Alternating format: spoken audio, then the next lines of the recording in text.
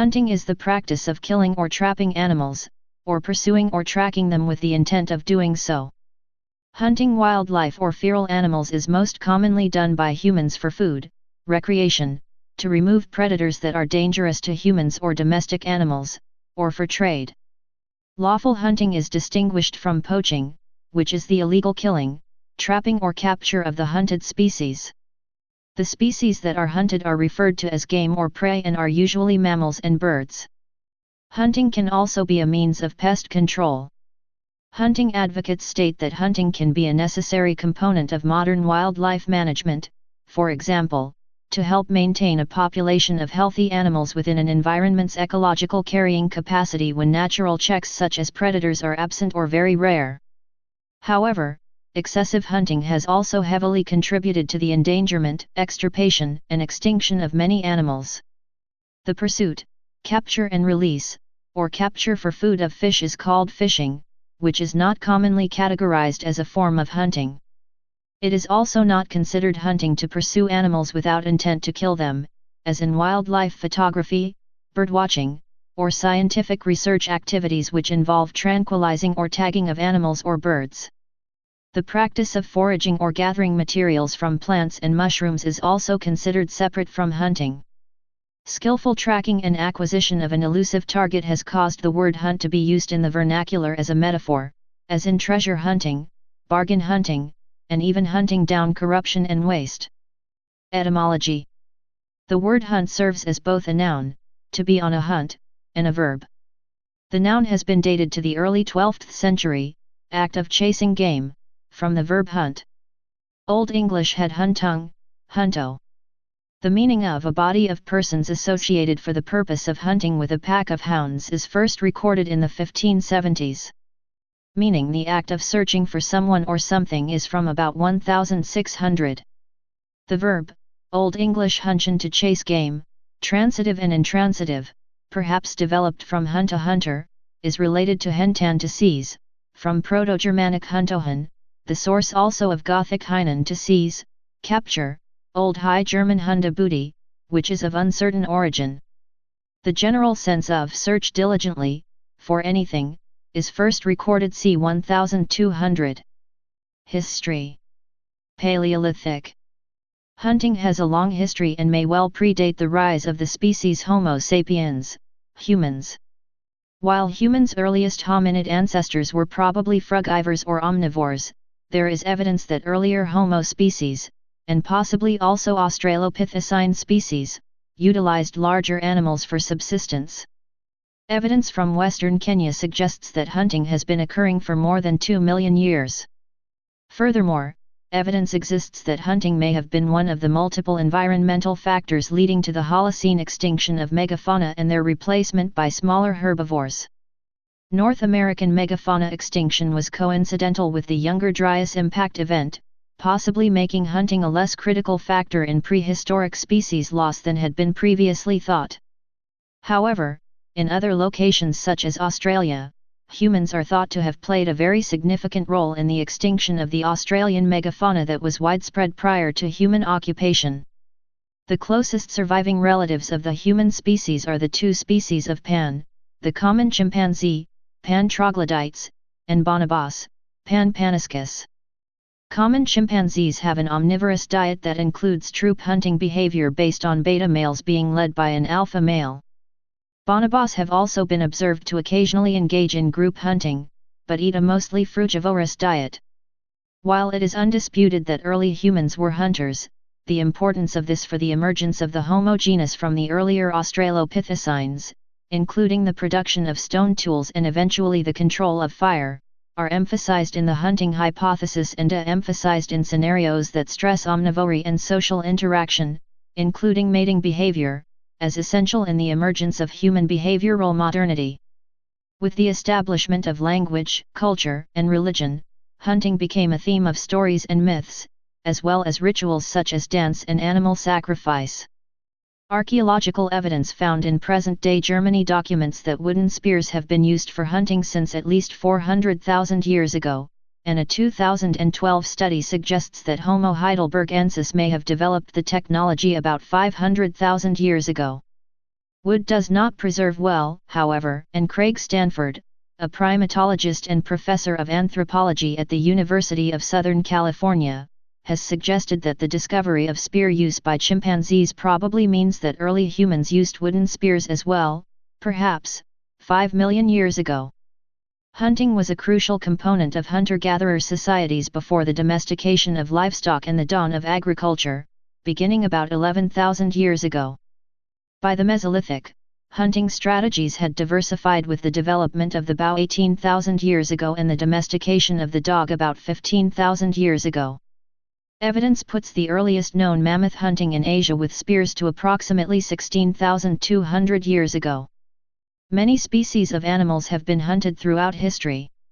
It has been suggested that in North America and Eurasia, caribou and wild reindeer may well be the species of single greatest importance in the entire anthropological literature on hunting. See also reindeer age, although the varying importance of different species depended on the geographic location.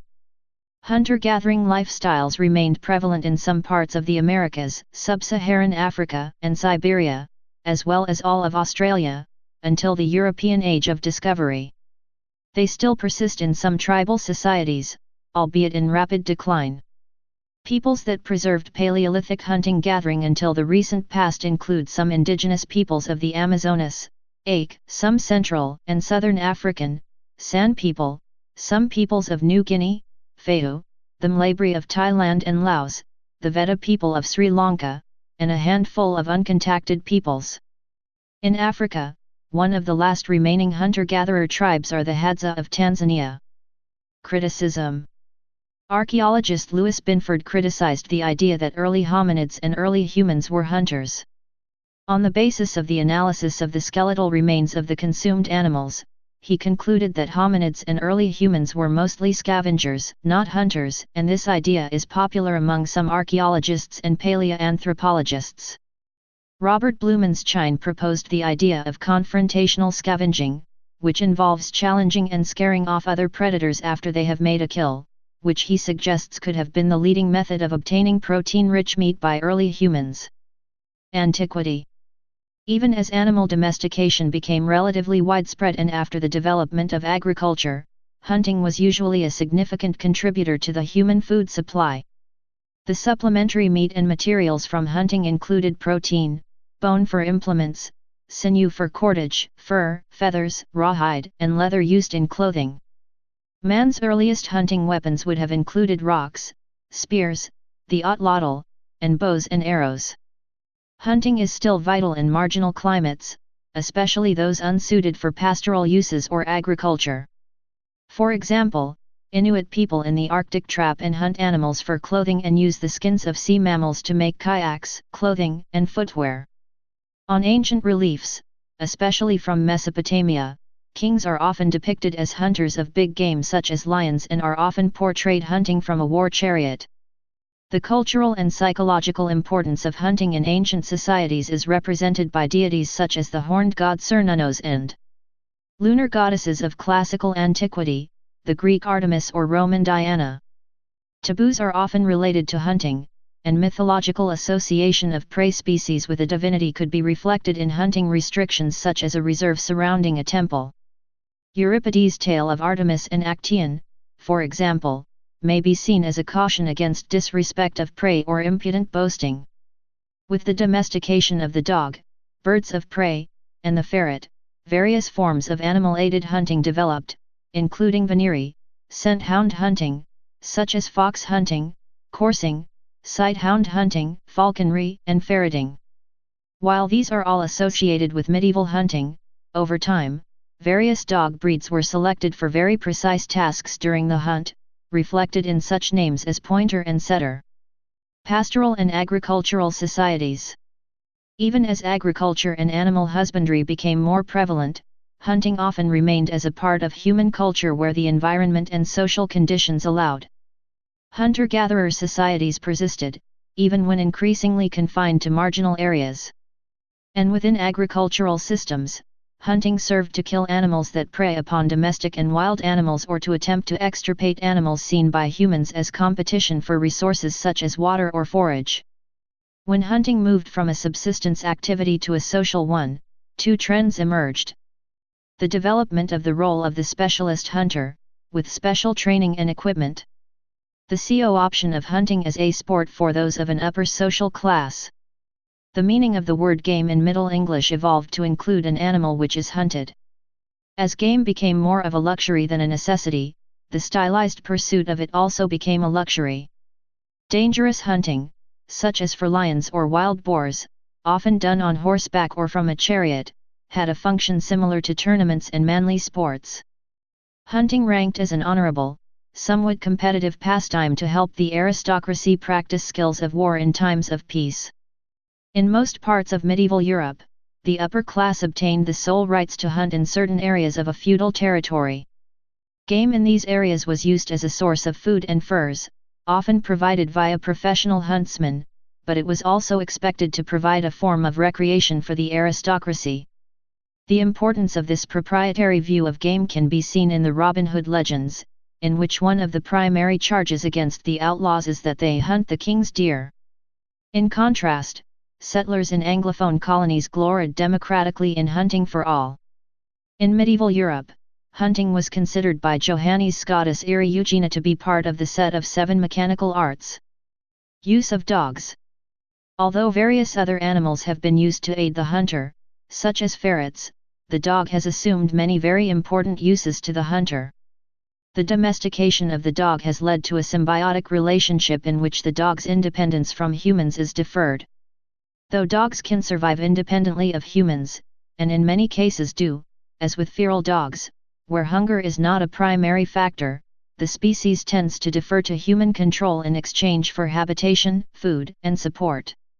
Dogs today are used to find, chase, retrieve, and sometimes to kill the game.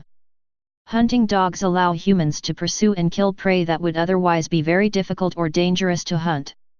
Different breeds of dogs are used for different types of hunting. Waterfowl are commonly hunted using retrieving dogs such as the Labrador Retriever, the Golden Retriever, the Chesapeake Bay Retriever, the Brittany Spaniel, and other similar breeds. Game birds are flushed out using flushing spaniels such as the English Springer Spaniel, the various Cocker Spaniels and similar breeds. The hunting of wild mammals in England and Wales with dogs was banned under the Hunting Act 2004. The wild mammals include fox, hare, deer, and mink. Hunting with dogs is permissible, however, where it has been carried out in accordance with one of the exceptions in the Act. Religion. Many prehistoric deities are depicted as predators or prey of humans, often in a zoomorphic form, perhaps alluding to the importance of hunting for most Paleolithic cultures. In many pagan religions, specific rituals are conducted before or after a hunt. The rituals done may vary according to the species hunted or the season the hunt is taking place. Often a hunting ground, or the hunt for one or more species, was reserved or prohibited in the context of a temple cult. Indian and Eastern religions. Hindu scriptures describe hunting as an acceptable occupation, as well as a sport of the kingly. Even figures considered divine are described to have engaged in hunting. One of the names of the god Shiva is Mrigavyadha, which translates as the deer hunter. Mrigya means deer, Vyadha means hunter. The word Mrigya, in many Indian languages including Malayalam, not only stands for deer, but for all animals and animal instincts, Mrigya Thrishna. Shiva, as Mrigavyadha, is the one who destroys the animal instincts in human beings. In the epic Ramayana, Dasharata, the father of Rama, is said to have the ability to hunt in the dark. During one of his hunting expeditions, he accidentally killed Ravana, mistaking him for game. During Rama's exile in the forest, Ravana kidnapped his wife, Sita, from their hut, while Rama was asked by Sita to capture a golden deer, and his brother Lakshman went after him. According to the Mahabharata, Pandu, the father of the Pandavas, accidentally killed the sage Kindama and his wife with an arrow, mistaking them for a deer. Krishna is said to have died after being accidentally wounded by an arrow of a hunter. Jainism teaches followers to have tremendous respect for all of life. Prohibitions for hunting and meat eating are the fundamental conditions for being a Jain. Buddhism's first precept is the respect for all sentient life. The general approach by all Buddhists is to avoid killing any living animals. Buddha explained the issue by saying all fear death, comparing others with oneself, one should neither kill nor cause to kill. Christianity, Judaism, and Islam. From early Christian times, hunting has been forbidden to Roman Catholic Church clerics. Thus the Corpus Juris Canonici, c. 2, X, de Cleric Venet, says, "We forbid to all servants of God hunting and expeditions through the woods with hounds, and we also forbid them to keep hawks or falcons." The Fourth Council of the Lateran, held under Pope Innocent III, decreed, Canon 15, "We interdict hunting or hawking to all clerics." The decree of the Council of Trent is worded more mildly, "Let clerics abstain from illicit hunting and hawking," Session XXIV, de Reform, c. 12, which seems to imply that not all hunting is illicit, and canonists generally make a distinction declaring noisy, clamorosa, hunting unlawful, but not quiet, quieta, hunting.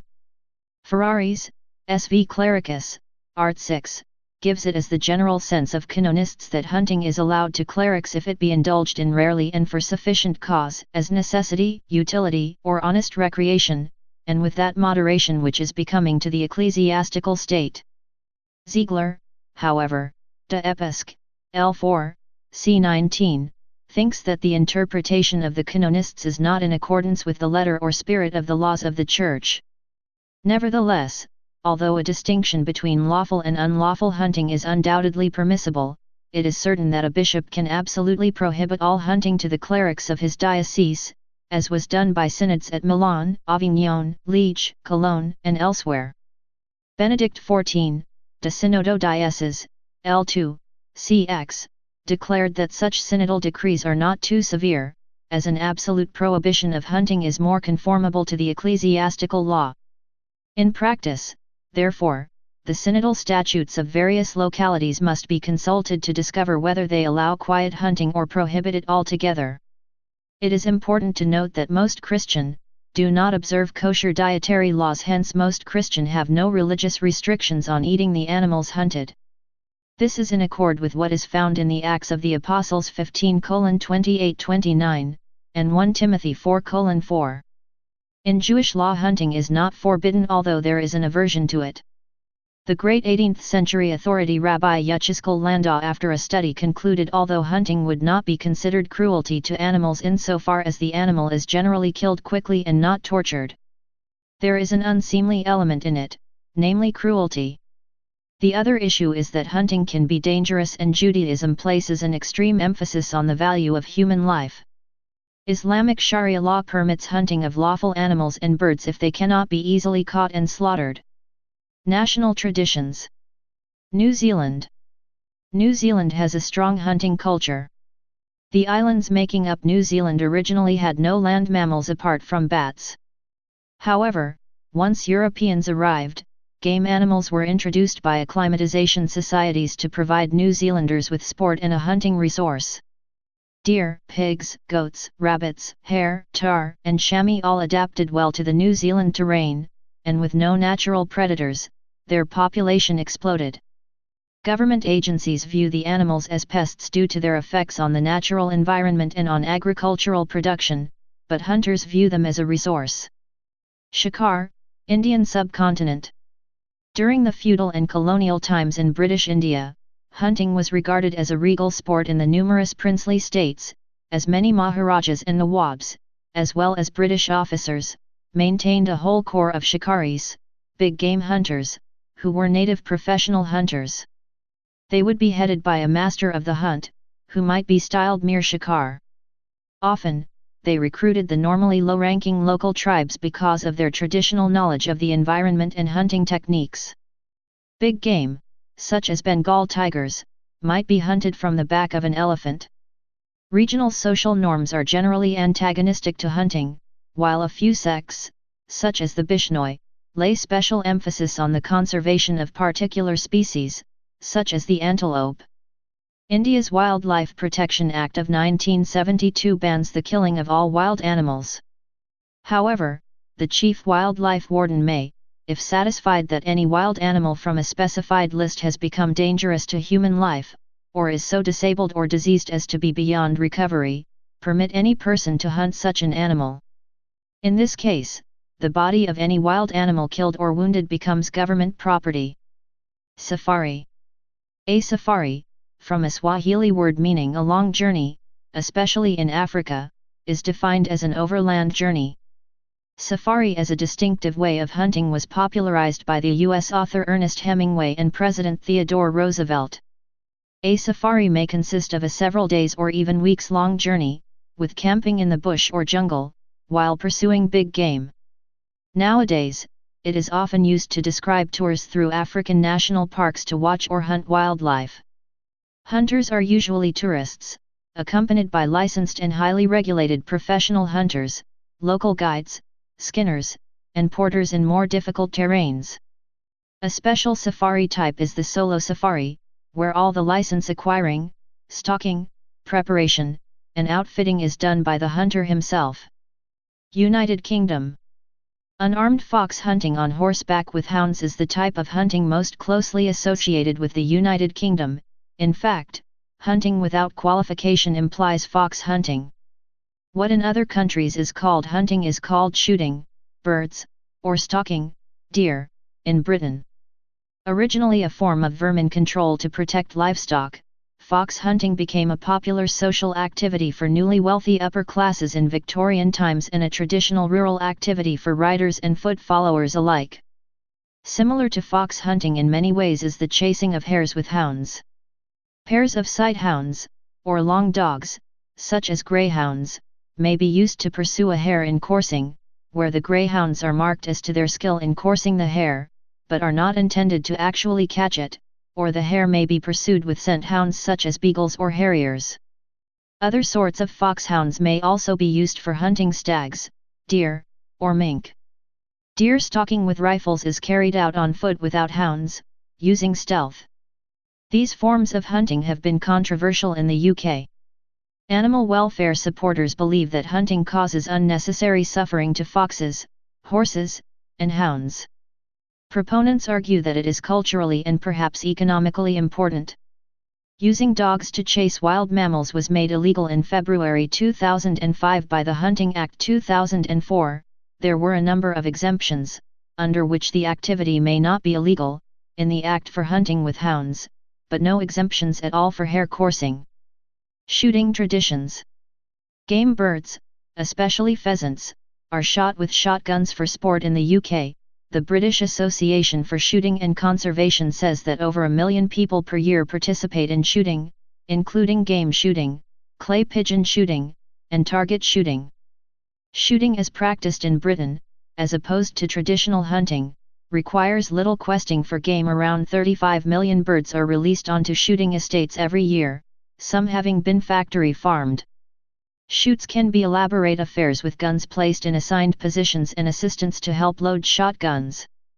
When in position, beaters move through the areas of cover, swinging sticks or flags to drive the game out.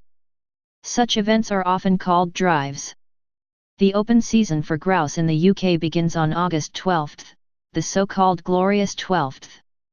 The definition of game in the United Kingdom is governed by the Game Act 1831. A similar tradition exists in Spain. United States. North American hunting predates the United States by thousands of years and was an important part of many pre-Columbian Native American cultures. Native Americans retain some hunting rights and are exempt from some laws as part of Indian treaties and otherwise under federal law. Examples include eagle feather laws and exemptions in the Marine Mammal Protection Act. This is considered particularly important in Alaskan Native communities. Hunting is primarily regulated by state law. Additional regulations are imposed through United States environmental law in the case of migratory birds and endangered species. Regulations vary widely from state to state and govern the areas, time periods, techniques, and methods by which specific game animals may be hunted. Some states make a distinction between protected species and unprotected species, often vermin or varmints, for which there are no hunting regulations. Hunters of protected species require a hunting license in all states, for which completion of a hunting safety course is sometimes a prerequisite. Typically, game animals are divided into several categories for regulatory purposes. Typical categories, along with example species, are as follows. Big game: white-tailed deer, mule deer, moose, elk, caribou, bear, bighorn sheep, pronghorn, boar, javelina, bison. Small game: rabbit, hare, squirrel, opossum, raccoon, porcupine, skunk, ring-tailed cat, armadillo, ruffed grouse. Fur bearers: beaver, red fox, mink, pine marten, muskrat, otter, bobcat. Predators: cougar, mountain lion and panther, wolf, coyote. Upland game bird: grouse, woodcock, chikar, pheasant, quail, dove. Waterfowl: duck, teal, merganser, geese, swan. Hunting big game typically requires a tag for each animal harvested. Tags must be purchased in addition to the hunting license, and the number of tags issued to an individual is typically limited. In cases where there are more prospective hunters than the quota for that species, tags are usually assigned by lottery. Tags may be further restricted to a specific area, or wildlife management unit. Hunting migratory waterfowl requires a duck stamp from the Fish and Wildlife Service in addition to the appropriate state hunting license. Harvest of animals other than big game is typically restricted by a bag limit and a possession limit. A bag limit is the maximum number of a specific animal species that an individual can harvest in a single day. A possession limit is the maximum number of a specific animal species that can be in an individual's possession at any time. Shooting. Gun usage in hunting is typically regulated by game category, area within the state, and time period. Regulations for big game hunting often specify a minimum caliber or muzzle energy for firearms. The use of rifles is often banned for safety reasons in areas with high population densities or limited topographic relief. Regulations may also limit or ban the use of lead-in ammunition because of environmental concerns. Specific seasons for bow hunting or muzzle-loading black powder guns are often established to limit competition with hunters using more effective weapons. Hunting in the United States is not associated with any particular class or culture. A 2006 poll showed 78% of Americans supported legal hunting, although relatively few Americans actually hunt. At the beginning of the 21st century, just 6% of Americans hunted. Southerners in states along the eastern seaboard hunted at a rate of 5%, slightly below the national average, and while hunting was more common in other parts of the South at 9%, these rates did not surpass those of the Plains states, where 12% of Midwesterners hunted. Hunting in other areas of the country fell below the national average. Overall, in the 1996-2006 period, the number of hunters over the age of 16 declined by 10%, a drop attributable to a number of factors including habitat loss and changes in recreation habits. Regulation. Regulation of hunting within the United States dates from the 19th century. Some modern hunters see themselves as conservationists and sportsmen in the mode of Theodore Roosevelt and the Boone and Crockett Club. Local hunting clubs and national organizations provide hunter education and help protect the future of the sport by buying land for future hunting use. Some groups represent a specific hunting interest, such as Ducks Unlimited, Pheasants Forever, or the Delta Waterfowl Foundation. Many hunting groups also participate in lobbying the federal government and state government.